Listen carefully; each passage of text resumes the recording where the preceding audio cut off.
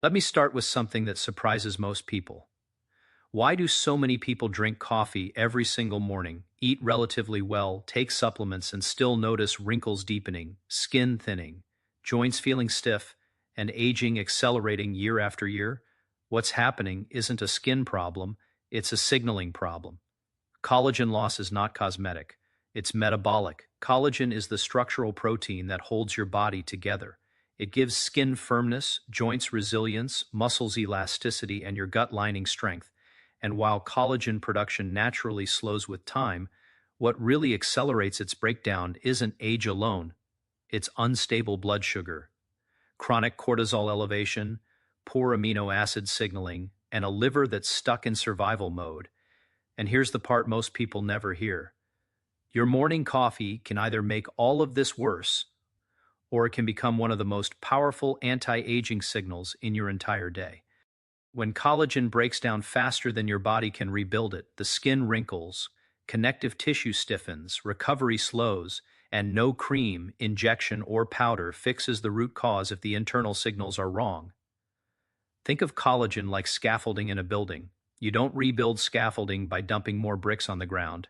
You need the workers, the tools, and clear instructions telling the body where to invest resources. Most people swallow collagen without fixing the hormonal and metabolic environment that tells the body whether collagen is even worth building. That's why they see little to no results. Collagen synthesis depends on very specific internal conditions: stable insulin, low chronic stress hormones, proper amino acid balance, adequate vitamin activation, and a liver that isn't overwhelmed. Your liver plays a central role because it decides which nutrients get activated, which hormones get cleared, and whether your body prioritizes repair or survival. When the liver is inflamed or overloaded, collagen production quietly slows down. Now let's talk about coffee. Coffee itself isn't the enemy. In fact, it contains powerful polyphenols that protect collagen from oxidative damage. But when coffee is consumed plain on an empty stomach, especially early in the morning, it can sharply raise cortisol. Cortisol is a catabolic hormone. It breaks tissue down. Chronically elevated cortisol directly suppresses fibroblasts, the cells that produce collagen and elastin. Over time, this tells your body one message on repeat: don't rebuild, conserve. That's why so many people say, I take collagen, but nothing changes. The signal environment is wrong. The solution isn't quitting coffee. It's changing the message coffee sends. One of the most effective ways to do that is by adding glycine. Glycine is a simple amino acid with profound effects. It calms the nervous system, lowers stress hormone output, improves insulin sensitivity, and serves as a primary building block of collagen itself. When glycine is consumed with coffee, it blunts the cortisol spike and shifts the body from breakdown into repair. Coffee stops being a stressor and becomes a permission signal for regeneration. This isn't theoretical. Glycine has been shown to reduce stress hormones, improve sleep quality, support connective tissue formation, and enhance metabolic flexibility. And because chronic stress depletes glycine, most adults are unknowingly deficient. But here's where many people still get it wrong. Glycine alone doesn't build collagen. Collagen is a construction project, not a single ingredient. You need raw materials, workers, and tools. Glycine supplies part of the raw material, but without the right tool, collagen never becomes stable tissue. That tool is vitamin C. Vitamin C activates the enzymes that cross-link collagen fibers, transforming loose amino acids into strong, structured tissue. Without it, collagen remains weak and easily broken down. This is why vitamin C deficiency causes scurvy. Not from lack of protein, but from failed collagen assembly. Vitamin C also directly signals fibroblasts to increase collagen production while reducing oxidative stress that would otherwise degrade it. Here's the coffee connection. Most people miss. Coffee slightly increases vitamin turnover. If you drink coffee daily without intentionally replenishing vitamin C, you slowly create a bottleneck in collagen synthesis. Adding a small amount of vitamin C alongside glycine creates synergy. Cortisol lowers. Insulin stabilizes. Collagen assembly switches on. And no, more is not better. Collagen responds to consistency, not overload. Now we need to address the silent collagen destroyer that ages skin faster than almost anything else: glycation. When blood sugar rises too quickly, glucose binds to collagen fibers, forming rigid, brittle structures that lose flexibility. Collagen doesn't disappear, it becomes damaged. This is why high blood sugar accelerates a Jing from the inside. Many people unknowingly accelerate glycation by drinking coffee with sugar, flavored creamers, or on a stressed, empty stomach. High cortisol plus high glucose is the fastest way to damage collagen.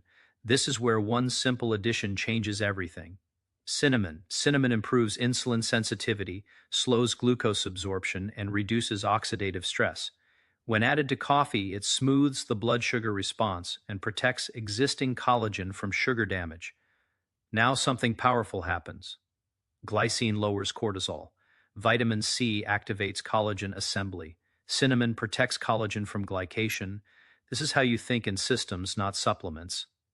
And there's one more player that quietly controls how well you age: the liver. Your liver activates nutrients, clears excess hormones, recycles antioxidants, and neutralizes toxins.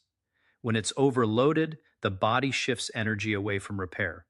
If the house is on fire, you don't renovate. You put out the fire. Coffee can actually support liver health, but only if what you add doesn't increase the burden. Artificial sweeteners, flavored syrups, and low-quality creamers do the opposite. Glycine supports liver detox pathways. Vitamin C supports glutathione recycling. Cinnamon improves insulin signaling and reduces fat storage in the liver. When the liver is supported, collagen production becomes automatic instead of forced. Timing matters too. Collagen synthesis follows circadian rhythms. Drinking coffee immediately upon waking stacks stimulation on top of naturally high cortisol. For many adults, especially under stress, this suppresses repair. Waiting until cortisol begins to settle allows coffee to work with your biology instead of against it. If fasting plus coffee makes your skin worse, sleep worse, or anxiety higher, that's feedback, not failure. A small buffering signal allows repair to resume. The goal is not stress tolerance. The goal is repair permission. So here's the big picture. Collagen low. SS isn't random, it isn't just age, and it isn't solved at the surface. It's driven by stress hormones, blood sugar instability, liver overload, and missing metabolic signals. Your daily coffee can either reinforce breakdown or tell your body it's safe to rebuild, lower stress, activate assembly. Protect what you already have. Support detox. When those signals align, the body responds quickly. Better skin texture, more resilient joints, improved digestion, deeper sleep, not because of magic, but because physiology finally makes sense. Real anti-aging isn't about fighting your body. It's about finally working with it. Most people believe collagen loss is an unavoidable consequence of aging. They're told that once a certain birthday passes, wrinkles, sagging skin, and joint stiffness are simply the price of time. But this explanation is incomplete, and in many cases misleading. Your body doesn't stop producing collagen because it forgets how. It stops prioritizing collagen because internal signals that justify rebuilding begin to disappear. Collagen loss is not primarily an age problem, it's a signal problem. Inside your body, every system competes for limited energy. At any given moment, your metabolism must decide whether to invest in long-term maintenance or immediate survival. Collagen synthesis belongs firmly in the category of maintenance. It requires resources, stability, and a sense of safety at the cellular level. When the body perceives stress, it reallocates energy away from repair and towards survival. This shift often begins quietly in the 30s, not because time suddenly accelerates aging, but because metabolic stress accumulates. Blood sugar becomes less stable. Stress hormones remain elevated for longer periods. Sleep quality declines. Inflammation increases. None of these factors alone destroy collagen, but together they change the message your body receives every day. That message is simple: conserve, don't rebuild. Insulin plays a critical role here. When blood sugar spikes frequently, insulin signaling becomes chaotic. The body interprets this instability as a threat. Under those conditions, collagen synthesis slows because fibroblasts, The cells responsible for producing collagen become less active. They are highly sensitive to metabolic stress and quickly shut down production when glucose regulation is poor. Cortisol amplifies this effect. Cortisol is designed to help you respond to short-term stress, not to remain elevated throughout the day. When cortisol stays high, it becomes catabolic. It breaks tissue down and directly inhibits collagen production. Over time, this creates a net loss of structural integrity, even if protein intake appears adequate. The liver is the third piece of this equation, and it's often overlooked. The liver acts as a metabolic command center. It activates nutrients, clears excess hormones, and decides whether the body is in a state of repair or cleanup. When the liver is overloaded, by inflammation, toxins, or excess metabolic byproducts, collagen production becomes a low priority. The body chooses detoxification over construction. This is why two people of the same age can age very differently. One may retain firm skin, flexible joints, and resilient connective tissue, while the other experiences rapid decline. The difference is not genetics alone. It's the daily signal environment shaping metabolic decisions. Most collagen strategies fail because they focus on supply rather than permission. Swallowing collagen without correcting insulin instability, cortisol overload, or liver stress is like delivering building materials to a construction site that has been shut down. The materials arrive, but nothing gets built. The body must be convinced that it is safe to invest in long-term structure. That safety signal comes from metabolic stability.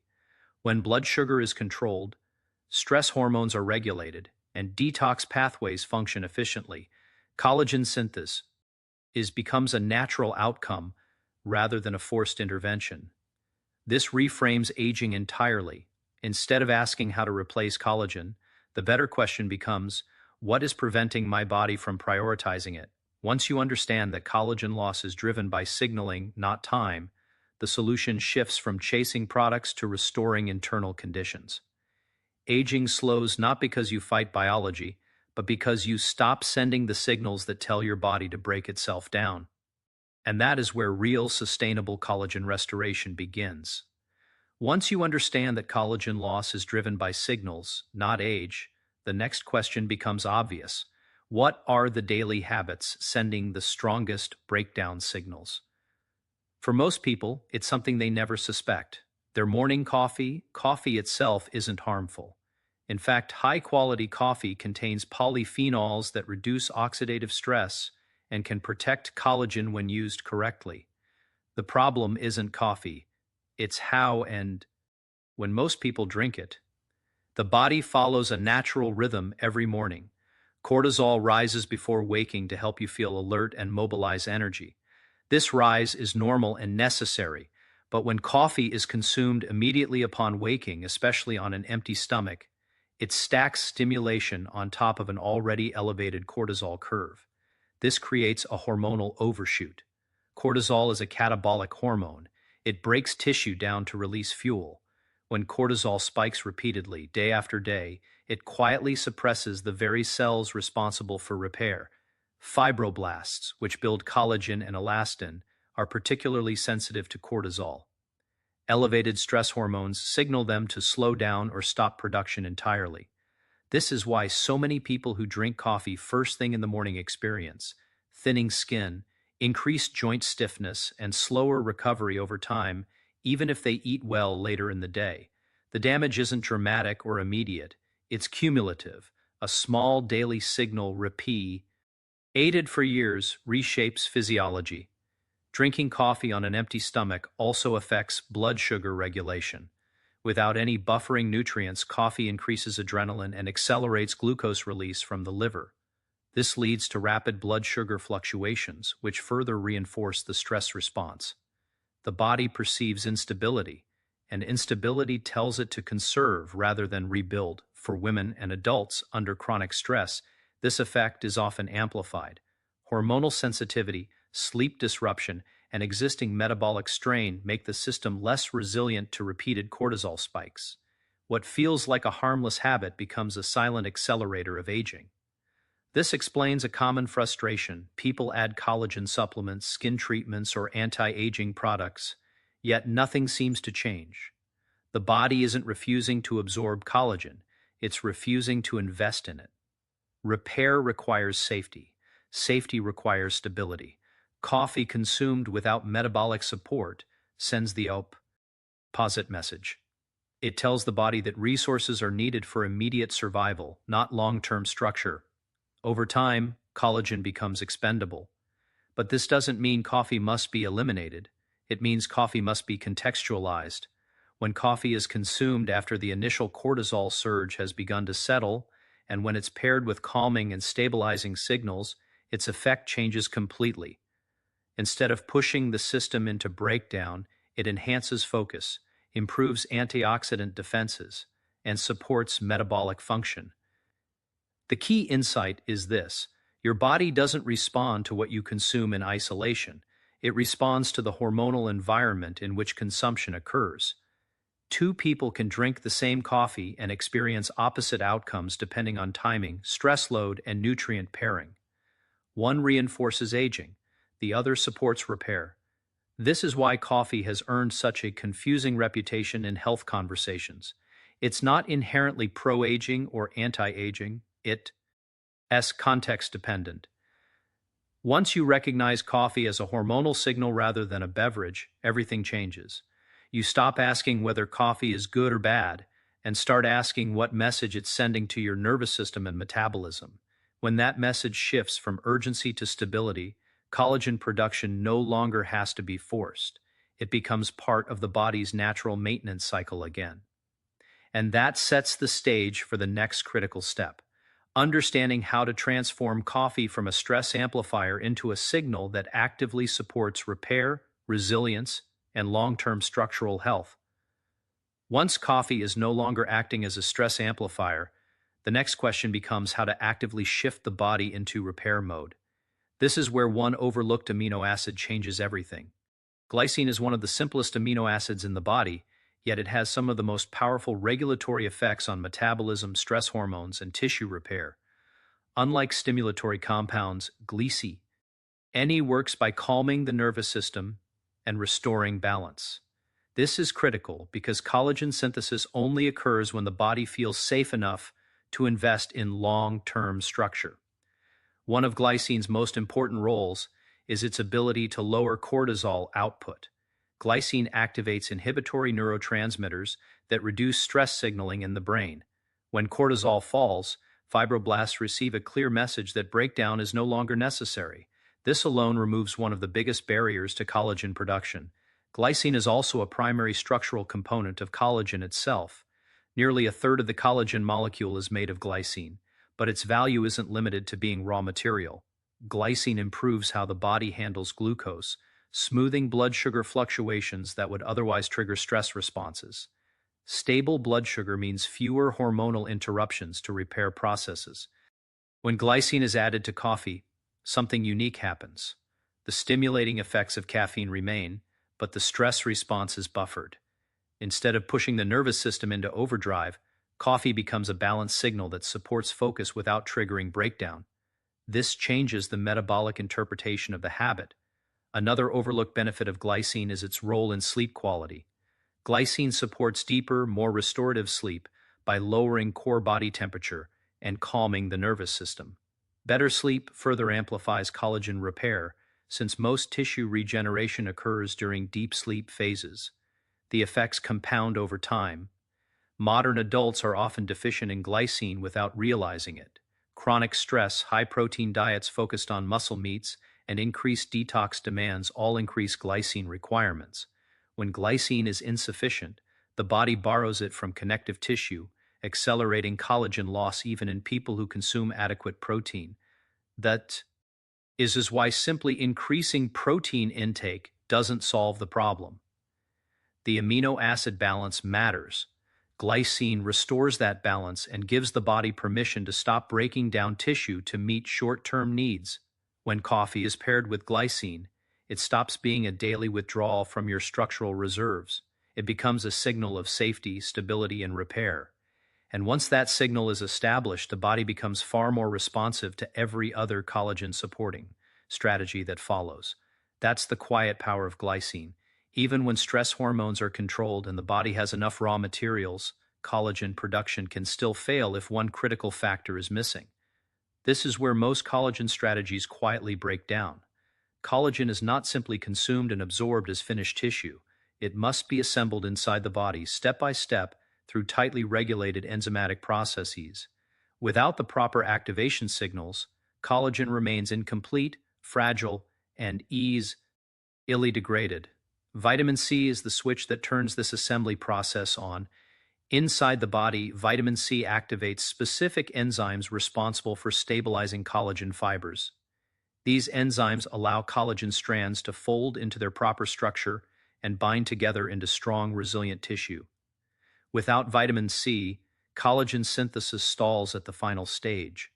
The amino acids may be present, but they never become functional collagen. This is why vitamin C deficiency historically caused scurvy. People weren't lacking protein, they were lacking the ability to assemble collagen. Skin lost integrity, joints weakened, wounds failed to heal, and connective tissue literally fell apart. What's often overlooked is that vitamin C doesn't just protect collagen, it signals the body to make more of it. Vitamin C stimulates fibroblast activity, reduces oxidative stress, and increases the expression of genes involved in collagen formation. In simple terms, it tells the body that building connective tissue is a worthwhile investment. Coffee complicates this process in a subtle way. While coffee contains antioxidants, it also increases metabolic turnover. This means certain nutrients, including vitamin C, are used more quickly. Over time, regular coffee consumption without replenishing vitamin C creates a hidden bottleneck in collagen synthesis. This is why many people take collagen faithfully and see little improvement. The raw materials arrive, but the construction process stalls. The collagen is either poorly formed or rapidly broken down. Timing matters as well. Vitamin C works best when it's part of a stable metabolic signal, not layered onto a stress system. When consumed alongside calming amino acids and with blood sugar under control, vitamin C supports collagen assembly rather than being diverted toward stress defense. More is not better here. Collagen synthesis responds to consistency, not excess. A steady daily signal that supports enzymatic activation is far more effective than sporadic high doses. When vitamin C is present in the right context, collagen stops being wasted. It becomes structured, resilient tissue that actually changes how skin, joints, and connective tissue age over time. Without vitamin C, collagen strategies remain incomplete. With it, the entire repair process finally locks into place, even when collagen production is stimulated and assembly pathways are working. Aging can still accelerate if existing collagen is being damaged faster than it's repaired. This is where many people unknowingly lose the battle without realizing why their efforts aren't paying off. The primary driver of this damage is glycation. Glycation occurs when glucose molecules bind to proteins, including collagen, forming stiff, brittle structures that lose flexibility and resilience. Collagen doesn't disappear in this process. It becomes rigid, fragile, and functionally useless. This is why skin can wrinkle and stiffen even when collagen levels are adequate. Blood sugar instability is the catalyst. When glucose rises too quickly, especially in the presence of stress hormones, glycation accelerates. Over time, this turns collagen into a structural liability rather than a support system. Coffee often plays an unrecognized role here. Many people drink coffee alongside sugar, flavored creamers, or on a highly stressed, empty stomach. This combination raises cortisol and blood glucose simultaneously, creating ideal conditions for glycation. Even if collagen synthesis is technically active, the damage rate outpaces repair. This is where blood sugar regulation becomes one of the most powerful anti-aging strategies available. Stabilizing glucose doesn't just protect metabolic health, it preserves the flexibility and integrity of collagen throughout the body. Cinnamon plays a unique role in this process. It improves insulin sensitivity, slows glucose absorption, and reduces oxidative stress. When added to coffee, cinnamon changes the metabolic response. Blood sugar rises more gradually, insulin signaling improves, and the cascade that leads to glycation is interrupted. But blood sugar control is only part of the equation. The liver determines whether damaged proteins are repaired or allowed to accumulate. The liver is responsible for clearing excess hormones, neutralizing toxins, and recycling antioxidants. When it's overloaded, the body shifts resources toward cleanup instead of repair. Collagen production and maintenance are deprioritized. Coffee, when consumed without harmful additives, can actually support liver health. But artificial sweeteners, low-quality fats, and inflammatory additives increase liver burden and accelerate collagen breakdown. Supporting liver detoxification changes this trajectory.